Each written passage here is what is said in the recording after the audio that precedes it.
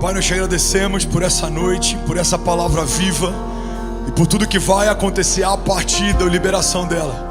Nós declaramos, Jesus, você pode levantar suas mãos, declarar isso e diga: Pai, nós declaramos céus abertos nesse lugar. Diga aí, um marco profético na nossa vida, na nossa casa e na nossa jornada de fé. Diga: nunca mais seremos os mesmos, em nome de Jesus. Irmão, se você crê nisso, você pode fazer barulho aí no teu lugar. Preciso de pelo menos uns 100 incendiários aqui. Vamos, alguém aqui nessa noite. Aleluia, aleluia. Sei que é final de semana para muita gente, muitas coisas aconteceram, tem gente cansada, mas eu preciso que você derrame para Jesus o teu melhor nessa noite. Ele é digno, amém? Eu acho que nem todo mundo aqui veio de um berço cristão, então é possível que você tenha passado algumas noitadas em lugares que talvez não sejam os melhores. É possível que você tenha virado algumas noites fazendo coisas que talvez você não se orgulhe delas. Então nada para Ele pode ser medido, equilibrado, comedido. Não, a gente entrega tudo para Ele, amém? Eu lembro quando eu me converti, isso para mim foi muito claro desde o início. Eu era intenso no meu pecado, eu preciso ser ainda mais intenso no meu chamado. Ele não merece metade, Ele não merece uma boa parte, Ele merece tudo. Alguém pode declarar isso? Diga: Ele merece tudo de mim. E a gente vai dar tudo nosso para Ele, amém? Quero falar nessa noite sobre travessia. A gente já falou sobre tantos tipos de travessia. Travessias pelo deserto, travessias em meio a tempestades, travessias em meio ao fogo. E eu quero falar hoje sobre a travessia em busca da promessa. Porque todo lugar que foi preparado por Deus para nós, e quando eu falo lugar, entenda o cumprimento de um chamado, não é geografia. Esse lugar, ele vai ser alcançado quando antes vencermos processos, travessia, gigantes, levantes, inimigos. Porque o caminho, por mais que seja cercado pelo favor de Deus, não é um caminho necessariamente facilitado por Ele. Favor de Deus não significa facilidade. O que é o favor de Deus? Pão que desce do céu é favor. Mas depender de um pão que desce do céu enquanto se atravessa o deserto com toda a sua família, debaixo do sol, isso não é fácil. O mar se abrir para você não ser completamente dizimado pelos exércitos dos inimigos, isso é favor de Deus. Mas não é fácil. Faz sentido? Ver leões jejuando na tua presença é favor de Deus, mas não é fácil. Não sei se você já ouviu o rugido de um leão. Um é assustador, vários, então imagina você a sós com eles. Então todos os heróis da fé, galeria dos heróis da fé, Hebreus 11, fala sobre tantos homens que viveram tantos feitos, e todos eles foram marcados pelo favor de Deus, mas a vida de nenhum deles foi fácil. Ressuscitar ao terceiro dia, depois de sepultado, isso é favor de Deus. Mas ser crucificado, envergonhado diante da sua mãe, humilhado, isso não é fácil. Então o Evangelho não promete facilidade, mas existe uma garantia na travessia do Evangelho. O favor de Deus vai ser uma companhia constante na tua jornada de fé. Olha para mim, não se distrai. Alguém toma posse disso aqui. Vai ser fácil, pastor? Nem sempre. Ninguém disse que seria fácil. Mas o favor de Deus é um acompanhante, é um bom companheiro. Ele é presente.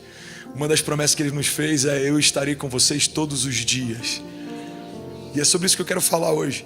Números 13:30 diz assim: então Caleb fez calar o povo perante Moisés e disse: certamente subiremos e a possuiremos em herança, porque seguramente prevaleceremos contra ela. Versículo 31: porém os homens que com ele subiram disseram: não poderemos subir contra aquele povo, porque aquele povo é mais forte do que nós. Alguém pode dizer glória a Deus por essa palavra? Quero te levar para um lugar. O povo está há anos caminhando em busca de uma promessa.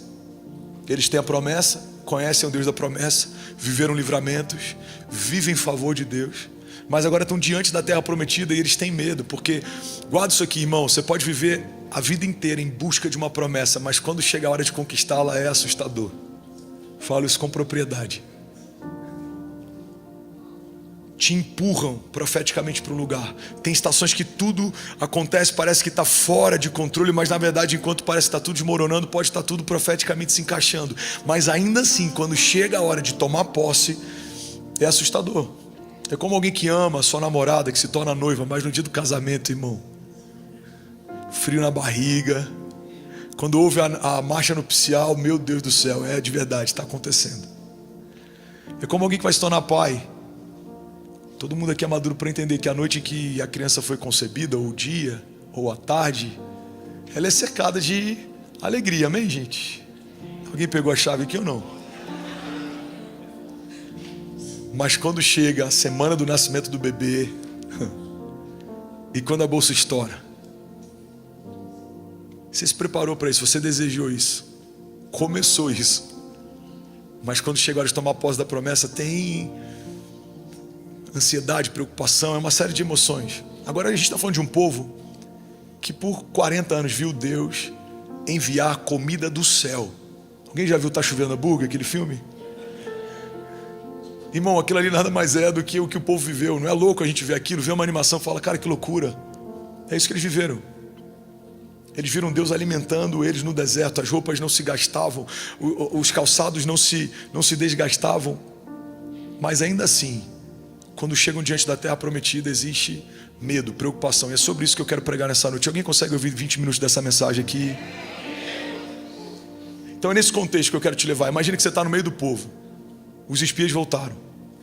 Alguns trazem um bom relatório e outros amedrontam o povo, mesmo sabendo da herança. E é nesse lugar que você está o tempo inteiro. Você discerniu algo, ouviu algo, percebeu algo de Deus, compartilha com alguém. A maior parte não vai acreditar. Guarda isso aqui, se os sonhos que você carrega, se a maior parte das pessoas que te cercam concordam, provavelmente seja uma boa ideia, mas não necessariamente é uma ideia de Deus. A ideia de Deus para Moisés é, vai e fala com o faraó que é para liberar o povo. Cara, isso é absurdo. A ideia de Deus é, pega o cajado, toca no mar, vai se abrir. Isso é absurdo.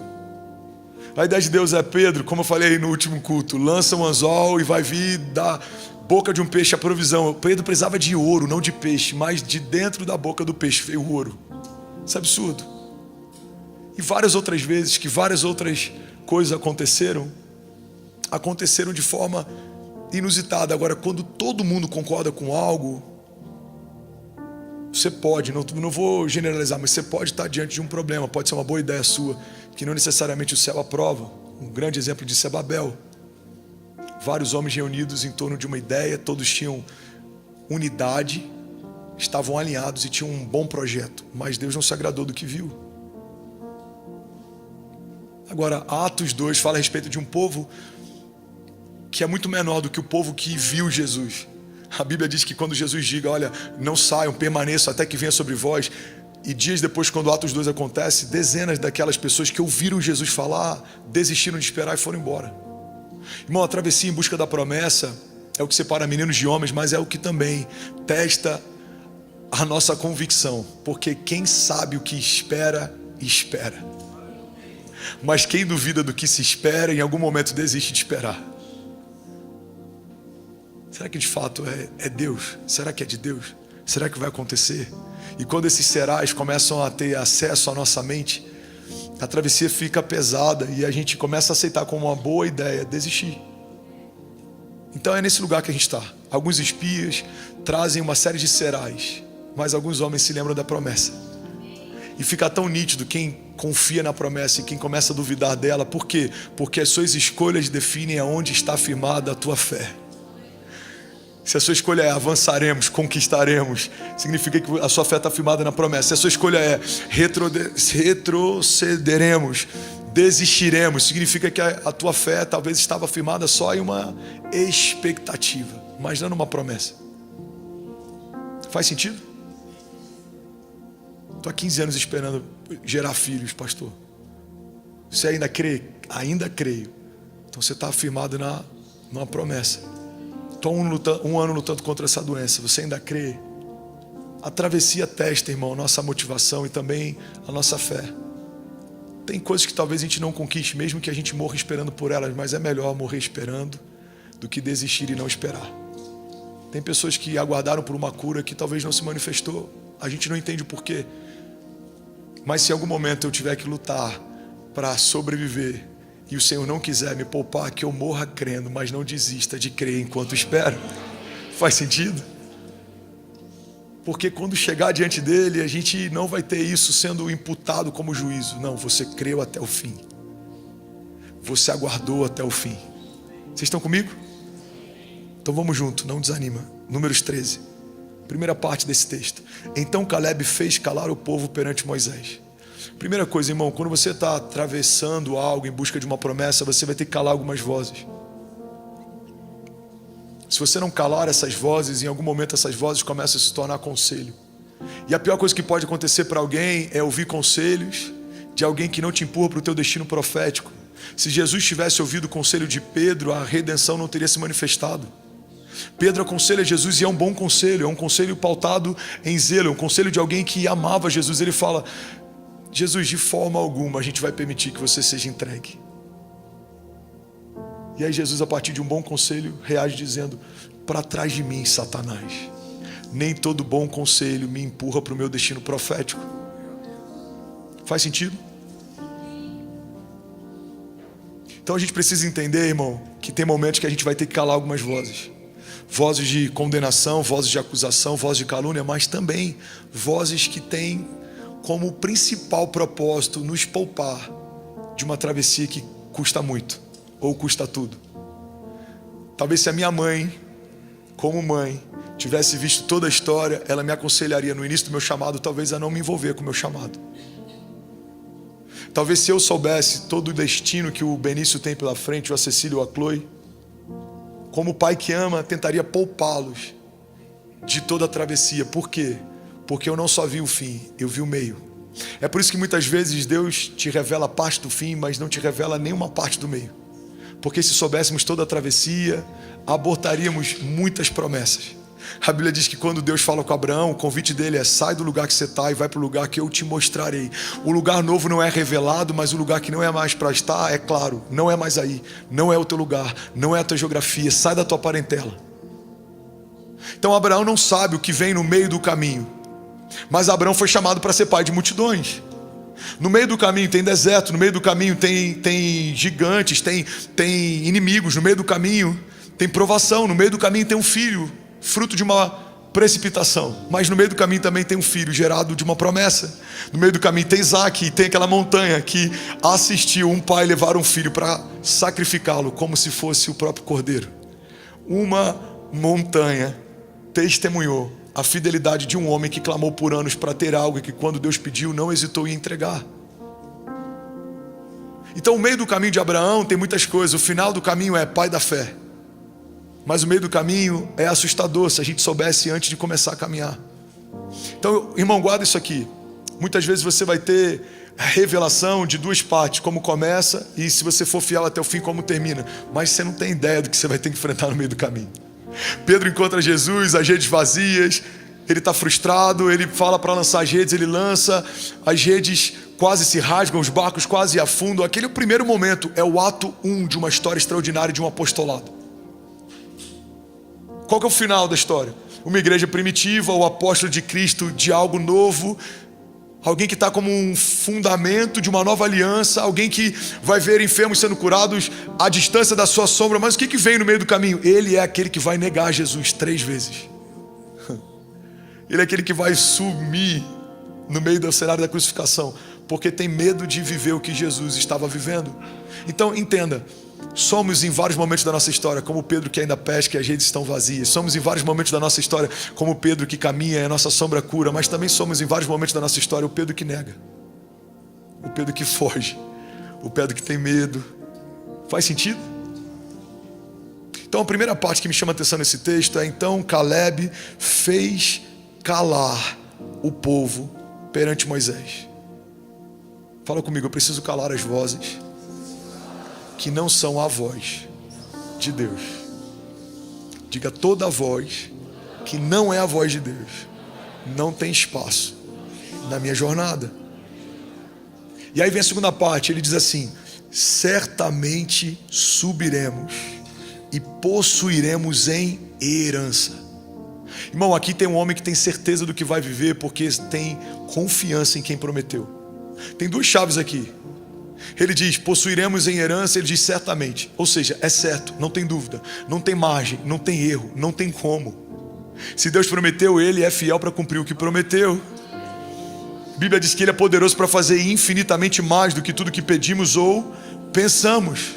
Então, primeira coisa, eu tenho certeza no caráter de Deus. Logo, eu tenho certeza na promessa que é fruto do caráter dEle. Vocês estão comigo aqui, gente? Alguém comigo aqui? Eu sei que a sua alma está refrigerada por conta do momento de louvor que a gente teve, mas eu preciso que você não se distraia. Não olha para quem está do lado, para a produção, para a câmera. Tem uma palavra aqui que pode liberar o teu destino profético, pode mudar a tua história hoje, amém? Então, quando eu conheço o caráter, eu sei o que esperar. Eu sei o que esperar da Kezinha. Se eu prometer que vou chegar no horário e chegar outro, eu sei o que esperar. 17 casado, irmão, 19 junto. Eu sei o que esperar da Cécia, se eu fizer algo que ela quer que eu faça, ou se eu não der o que ela quer que eu dê. Agora, quando conhecemos o caráter de Deus, sabemos o que esperar desse Deus. E se é Ele quem prometeu, sabemos o que esperar dessa promessa. Vai acontecer. Amém? Então ele está dizendo, Caleb está dizendo, olha, certamente possuiremos. Por quê? Porque somos fortes? Não, estamos enfraquecidos, cansados. O nosso número é muito menor do que o número que começou a travessia. Os nossos inimigos são maiores, eles são mais fortes, estão empoderados, fortificados. Mas por que ele tem certeza?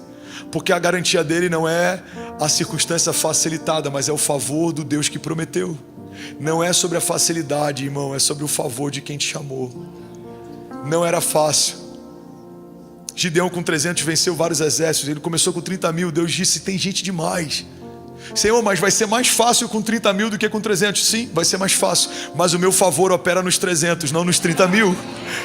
Porque quando um número te garante, não sou eu mais quem te garante. Mas quando nenhum número te garante, eu começo a ser sua garantia. Faz sentido? E aí ele fala, certamente subiremos e possuiremos em herança. O que é herança? É algo que não foi comprado. Irmão, pega isso aqui. Herança é algo que não fui eu quem comprei, mas alguém que veio antes de mim comprou e deixou para eu usufruir. Não é o princípio da herança? Herança não é minha conquista. Herança é a conquista de alguém que vem depois de mim. Não, que veio antes. O Benício não pode estabelecer uma herança para o André, mas o André e a Kézia podem estabelecer uma herança para o Benício. Porque é o pai que deixa herança para o filho. Então quando o Caleb está dizendo possuiremos em herança, ele está dizendo, essa terra não fomos nós quem conquistamos, o nosso pai que conquistou, já é nossa por herança, porque o nosso pai nos garante, ele nos deu. Logo não vamos abrir mão de algo que o nosso pai conquistou, porque não vou permitir a ideia de deixar o que o meu pai conquistou a um alto preço ser usufruído por outra pessoa que não tem aliança com meu pai. Ninguém vai tomar aquilo que é do meu pai, logo é meu por herança. É o princípio pelo qual Davi confronta o gigante. Quem é esse filisteu? Em outras palavras, quem é esse homem que não carrega uma aliança, logo não carrega uma herança, para afrontar o povo que carrega uma herança de Deus? Irmão, o que te garante é a sua herança. Não tem nada que te garanta no meio de um campo de batalha a não ser a tua herança. Faz sentido? Então Caleb está dizendo, cara, tem tantos princípios. Eu ficaria horas meditando nesse texto. Daria para a gente fazer uma série expositiva só a partir desse texto. Porque aqui vemos um homem remando contra a maré, indo contra as vozes, crendo a despeito das circunstâncias, confrontando os espias que trazem desânimo, militando contra os ladrões de alegria e trazendo a memória do povo que traz esperança. Por quê? Porque foi Deus quem prometeu. Caleb dá uma aula aqui de fé e de confiança na promessa. Esse é o tipo de fé que sustenta a promessa. A fé que sustenta a promessa é unicamente uma fé pautada no conhecimento do caráter de quem prometeu. Por que a sua fé está bem firmada? Porque eu conheço o caráter de quem fez a promessa. No cartório alguém está dizendo, eu garanto que foi ele quem assinou. Dependendo do nível do contrato, você precisa ter um reconhecimento presencial. Você tem que estar lá, porque alguém olha e ele vai falar, olha, eu chancelo, garanto, ele estava aqui quando assinou esse documento. Quem estava lá quando a sua promessa foi assinada?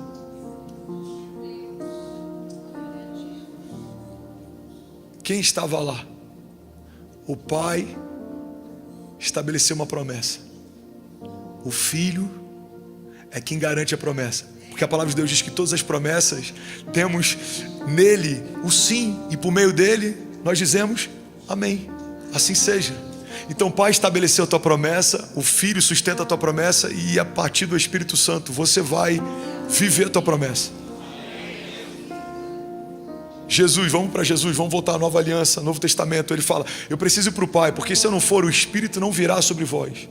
Então a primeira parte da história, vemos um Deus soberano operando em todo o tempo a Trindade. Mas na primeira parte da história vemos um Deus operando o tempo inteiro. Na segunda parte dela vemos o Filho se revelando, sendo encarnado, depois ressurreto. A terceira parte da história, que agora está com a gente, é a partir do poder do Espírito derramado sobre a carne. Agora é o Espírito que opera em nós. Por isso que Paulo diz, o mistério que esteve oculto por épocas e gerações, agora eu posso dar a vocês o conhecimento. E esse mistério é Cristo em vós, a esperança da glória. Nascemos em Cristo e fomos revestidos do Espírito. Então o Pai, o Filho e o Espírito Santo estão atestando, fomos nós quem fizemos a promessa. Nós sustentamos ela, nós vamos cumpri-la. Se você crer e não duvidar, se você permanecer e não retroceder, se você olhar para frente e não para o lado. Alguém está tomando posse disso aqui? Diga amém. Certamente subiremos e possuiremos a herança. Porque agora vem mais uma palavra de alguém firmado numa confiança absoluta. Porque seguramente prevaleceremos contra eles. Caleb, os gigantes são muitos. Seguramente. Se ele tivesse nascido numa época um pouco mais próxima da nossa, eu tenho certeza que ele falaria, irmão, esquece. Mas Caleb, esquece. Já aconteceu. Foi Deus quem prometeu. Ele não é homem para mentir, nem filho do homem para se arrepender. Deus não vai gerar em nós uma expectativa que não tem o intuito de cumprir. Faz sentido? Ele fala, certamente, seguramente prevaleceremos contra eles. Versículo 31. Porque os homens que com ele subiram disseram, não poderemos subir contra aquele povo, porque ele é mais forte do que nós. Irmão, eles se sentiam mais fracos do que os povos que estavam lá. E de fato eram. E esse é um desafio. Pega isso aqui, porque isso aqui pode mudar a vida de alguém. Todas as vezes que eu olho para a promessa que foi feita e tento procurar em mim algo que justifique a minha esperança no cumprimento da promessa, eu vou fracassar, porque não tem nada em você que justifique o que Deus vai fazer. Então ele olha para os povos, olham para eles, eles falam, cara, a gente é maluco, não dá. Olha o que a palavra de Deus diz. Você está comigo? Números 13, 33. Éramos aos nossos olhos como gafanhotos, e assim nós também éramos aos olhos deles. A mesma Bíblia diz que assim como você pensa, você é. Então, irmão, quando eu paro para olhar o meu reflexo, o futuro se torna assustador. Moisés, liberta o povo. Ele era de fala pesada. Eu falo mal, Deus. Você quer que eu convença? Não, não é por convencimento. Você pode até gaguejar, você pode não falar, mas quando abrir a boca, sou eu quem falo por você. Davi vai contra aquele gigante. Não tem relatos de Davi fraquejando, mas vamos imaginar que em algum momento isso tivesse acontecido. Senhor, será que é algo da minha cabeça ou é para eu ir contra? Porque olha o meu tamanho, olha o dele. Não é sobre o teu tamanho ou sobre o dele, é sobre o Deus que você serve, sobre o temor com que você vai. Qual que é a chave da força de Davi? O temor do Senhor. Salmos diz que feliz é o homem que teme ao Senhor, será feliz e próspero em tudo o que fizer. O temor do Senhor é a chave de Caleb. O temor do Senhor é a chave de Davi. O temor do Senhor é a chave de José. O temor do Senhor é a chave de Jesus. Pai, se possível for, afasta de mim esse cálice. Todavia, seja feita a tua vontade, não a minha. O que Jesus está dizendo? O temor do Senhor me consome. O meu desejo é abortar isso aqui, mas seja feita a tua vontade, não a minha. O temor do Senhor é o que te sustenta. Alguém aqui, o temor do Senhor é o que te garante. Então sempre que você olhar para você procurando uma justificativa, você vai se frustrar, mas o temor do Senhor, Salmos 27:1, o Senhor é a minha luz e a minha salvação, de quem terei temor? O Senhor é o meu forte refúgio, de quem terei medo? Salmos 34:4, alguém toma posse dessa palavra? Busquei o Senhor e Ele me respondeu, livrou-me de todos os meus medos, porque os que olham para Ele estão radiantes de alegria, e os seus rostos jamais mostrarão decepção. Tem alguém radiante de alegria diante dos gigantes aqui nessa noite? Você pode fazer barulho. Aleluia. Agora deixa eu te levar para um lugar. Isso aqui é loucura, tá? Os homens estão diante da promessa e têm medo, e os inimigos do outro lado também. Irmão, isso aqui é uma chave. Pastor, eu tô com medo. Eu sei, eu também tenho. Mas os seus inimigos têm mais do que você. Por que Jezabel se levanta? Porque ela tem medo de uma voz profética posicionada. Meu Deus. Por que Saul se levanta? Ele era o rei, o trono está com ele. Porque ele sabe que não era mais aquele a quem Deus se alegrava, mas alguém com coração segundo o coração de Deus já estava a caminho do trono que ele ocupava. Por que os irmãos de José têm medo? Ele é um menino, ele é um moleque. Eles são homens, são maduros, são fortes. Porque eles sabiam, esse moleque em algum momento, se ninguém parar, vai governar sobre nós. A gente precisa garantir que isso não vai acontecer. Então os irmãos José têm medo de José, Saul tem medo de Davi. Faz sentido? Babilônia tem medo de Daniel. Os religiosos tinham medo de Jesus.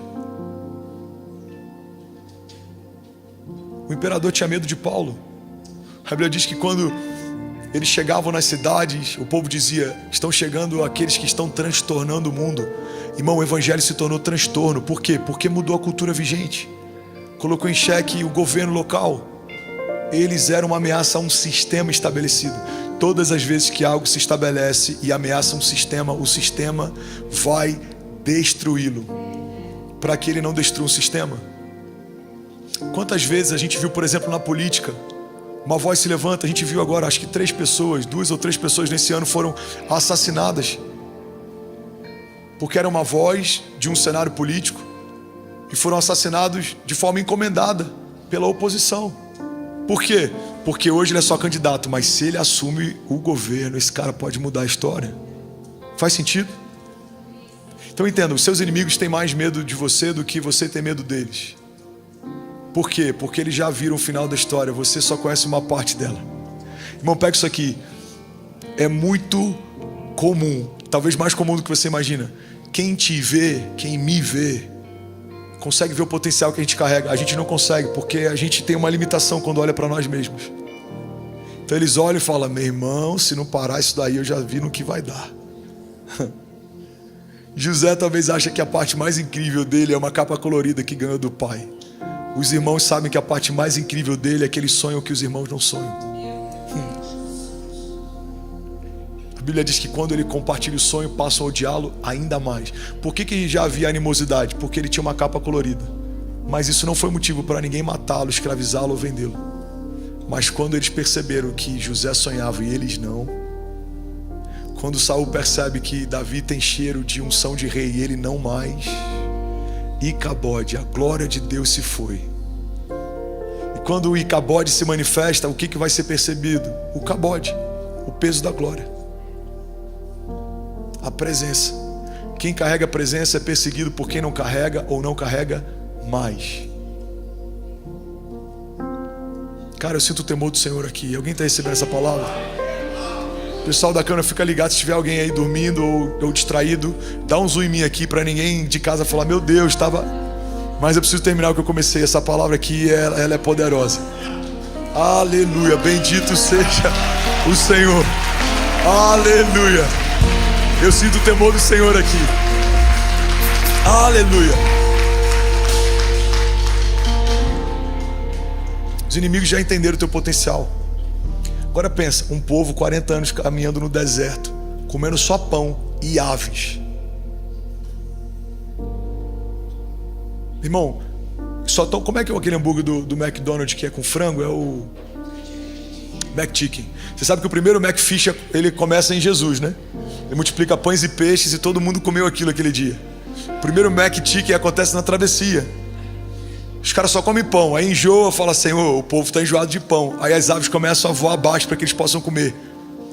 Os caras só comem McChicken, irmão, há 40 anos. Cansado. Poderiam ter feito a travessia em muito menos tempo, mas por desobediência acabaram vendo décadas. Uma geração nasceu no deserto, uma geração morreu no deserto. Como os gigantes de um povo que tem uma terra que emana leite e mel, que as uvas são gigantes, que tem fartura, tem medo de um povo que está cansado, caminhando há 40 anos. Tá pegando? Faz sentido? Porque não é sobre você, é sobre o que você carrega. É isso que faz o inferno te temer. É sobre o que você carrega. Você não é ninguém, eu não sou ninguém, mas a promessa que a gente carrega foi feita por alguém, e esse alguém tem que ser respeitado. Você é comum, eu sou comum, mas o Deus que nos chamou para viver algo, Ele não é um Deus comum.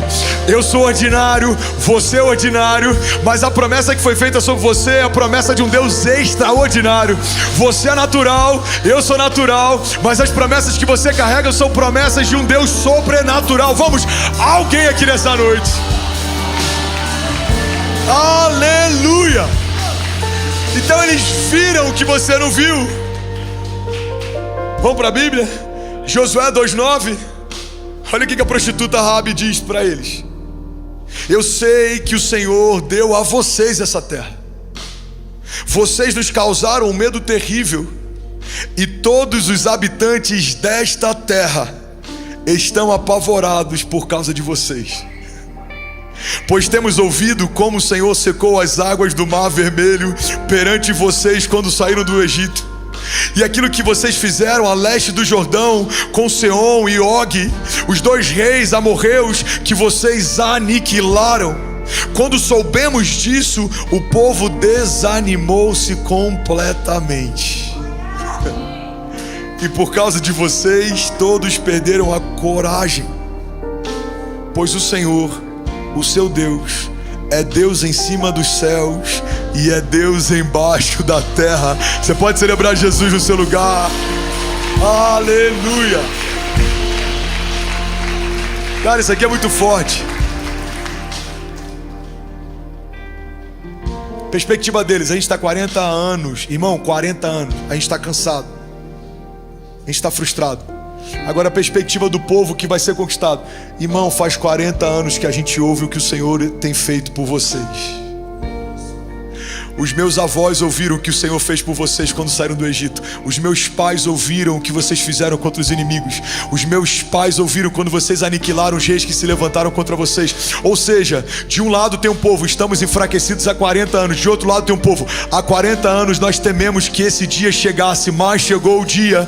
O povo que Deus separou, ungiu e sustentou, chegou diante da terra prometida. Então você precisa escolher se vai ser um dos espias que volta desanimando o povo que carrega uma promessa, ou se você vai ser um daqueles poucos que voltam com uma firmeza declarando: certamente possuiremos essa terra e nós a teremos por herança, porque o Senhor que nos fez a promessa é fiel para nos sustentar até aqui e nos dará por herança uma terra que foi conquistada por Ele. Essa terra não será conquistada por nós, já foi conquistada pelo nosso Pai, e Ele nos dará por herança, porque somos herdeiros, e é melhor ser herdeiro de Deus do que ser alguém que se fez sozinho. É melhor ser herdeiro de Deus do que alguém que se construiu sozinho. Não, a melhor parte daquilo que carregamos foi estabelecida por Deus por herança. Levante as suas mãos e declare: diga: eu sou herdeiro de Deus e eu sou co-herdeiro em Cristo Jesus.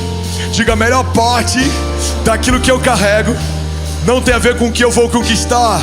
Diga: tem a ver com o que Jesus já conquistou na cruz do Calvário.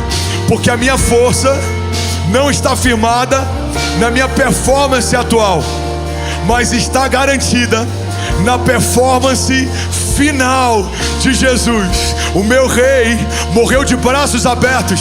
entregou a sua vida e disse: está consumado.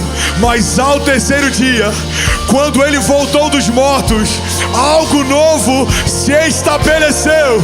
Diga aí: dos céus veio a resposta de Deus sobre a terra. Levante as suas mãos, diga: somos a sua herança, avançaremos em fé e as portas do inferno não prevalecerão contra nós. Você pode dar um brado de liberdade no seu lugar. Vamos ser que alguém pode, pelo amor de Deus, fazer barulho. Aleluia.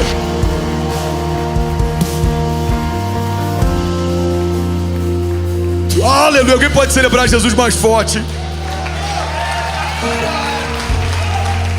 Aleluia. 2 Coríntios 1:20, eu vou terminar. Alguém recebeu algo de Deus aqui nessa noite? 2 Coríntios diz assim: pois quantas forem as promessas feitas por Deus, tantas tem em Cristo o sim. Por isso, por meio dele, diremos amém. O amém é pronunciado por nós para a glória de Deus. Ora, é Deus que faz que nós e vocês permaneçamos firmes em Cristo, porque ele nos ungiu, nos selou como a sua propriedade e pôs o seu Espírito em nossos corações como a garantia do que está por vir. Alguém pode celebrar essa palavra e dizer glória a Deus por isso? 2 Coríntios está dizendo: o Espírito que habita em você é a garantia do que está por vir. Cara, que dó de ter que pregar isso rápido, mas alguém está pegando isso aqui? O Espírito que foi colocado em vocês é a garantia do que está por vir. Qual que é a tua garantia, Fernandes? O Espírito que foi depositado em mim. Qual que é a tua garantia? O Espírito que foi depositado em você. Pastor, mas eu estou me sentindo tão fraco, irmão. Talvez eu seja o homem mais fraco dessa sala hoje. Diante de Deus eu te falo, eu sou o homem mais fraco dessa sala. Mas a palavra de Deus diz: diga ao fraco, eu sou forte. É na minha maior fraqueza que Deus está revelando a maior força. Tem dias que Kezinha vê o que está acontecendo, o que se passa, o que fazem.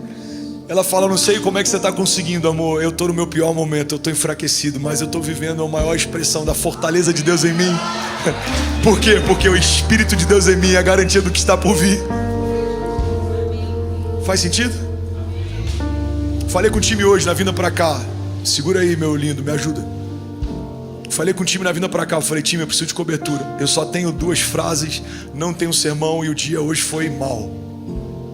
Aí o time já conhece, falaram: então hoje vai ser extraordinário. Todas as vezes que eu estou moído, Deus faz a partir dos restos, a partir das ruínas.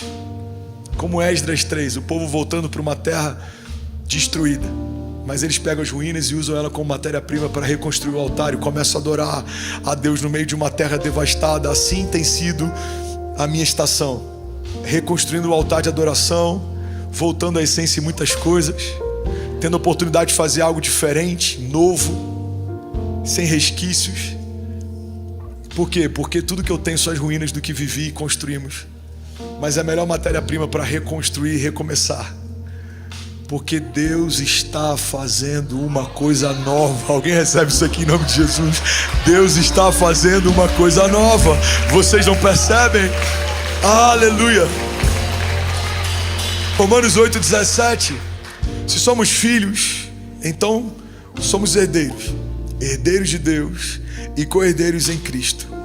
E se de fato participamos dos seus sofrimentos, também participemos da sua glória. Hebreus 10:23. Apeguemos-nos com firmeza àquele que prometeu, porque aquele que prometeu é fiel para cumprir. Me ajuda a pregar, fala com 5 pessoas aí: Deus é fiel. Ministra sobre alguém aí, fala: irmão, Deus é fiel. Nunca se esqueça disso, Deus é fiel, Deus é fiel, Deus é fiel. E eu finalizo aqui, Salmo 119:50 diz: e esse é o meu consolo, no meu sofrimento a tua promessa me dá vida. Feche teus olhos, eu quero orar com você. Aleluia, aleluia. Pai, no meio dos nossos piores dias, recebemos vida a partir das promessas, porque a tua herança que nos garante, e é o teu Espírito depositado em nós, Jesus, que nos mantém de pé, é Ele quem sustenta. Quando a gente é fraco, nós vemos a tua força se revelar. Quando somos confundidos, é que a gente vê a tua sabedoria nos aconselhar. Quando somos cercados, é que vemos o teu cuidado e o seu livramento operar. Porque de todos os lados somos cercados, mas sabemos que mesmo que venham contra nós por um caminho, por 7 caminhos os nossos inimigos fugirão. Sabemos que mesmo que hajam palavras malditas, setas, dados, sabemos que mesmo que hajam levantes, estratégias, mesmo que hajam mesas malditas que talvez se levantem contra nós para tentar gerar em nós cansaço, apatia, abatimento, Jesus, seja política, lobby, seja um sistema religioso, sejam homens, seja vaidade, sejam doenças, Jesus, sejam palavras de médicos, sejam talvez traumas de infância, seja o que for, venha de onde vier, cremos que o selo do teu Espírito é a garantia de nosso futuro desejável. A tua palavra diz que o Senhor bem sabe os pensamentos que tem a nosso respeito, pensamentos de paz e não de mal, para nos dar o fim que desejamos. Por isso, Pai, nós clamamos e receberemos do Senhor resposta. Por isso, Pai, nós nos humilhamos, porque a tua palavra diz que aqueles que se humilham serão exaltados. Por isso, Pai, apresentamos ao Senhor toda a semente de humilhação como uma semente poderosa, porque a tua palavra diz que é no lugar da vergonha que opera a dupla honra. Por isso, Pai, nós nos ajuntamos não como aqueles que olham para os inimigos e desanimam, não. Nós somos daqueles que trazem à memória a promessa, aquilo que dá esperança, e avançam em fé, porque certamente, sim, certamente o Senhor operará maravilhas, milagres, e Ele nos fará justiça, e Ele abrirá espaço, e como Isaac nós declararemos: prosperaremos nessa terra, porque o Senhor nos abriu espaço. Pai, eu declaro paz que excede todo entendimento. Pai, nós declaramos pão que desce do céu, maná de Deus, cuidado de Deus, óleo fresco, vinho novo, porque ainda esse ano, levante as suas mãos, declaro com autoridade, diga: eu declaro para o céu ouvir, para a terra ouvir e para todo o inferno ouvir, que eu e a minha casa pertencemos ao Senhor e serviremos ao Senhor todos os dias da nossa vida. Diga: e ainda esse ano viveremos o maior romper da nossa história, em nome de Jesus.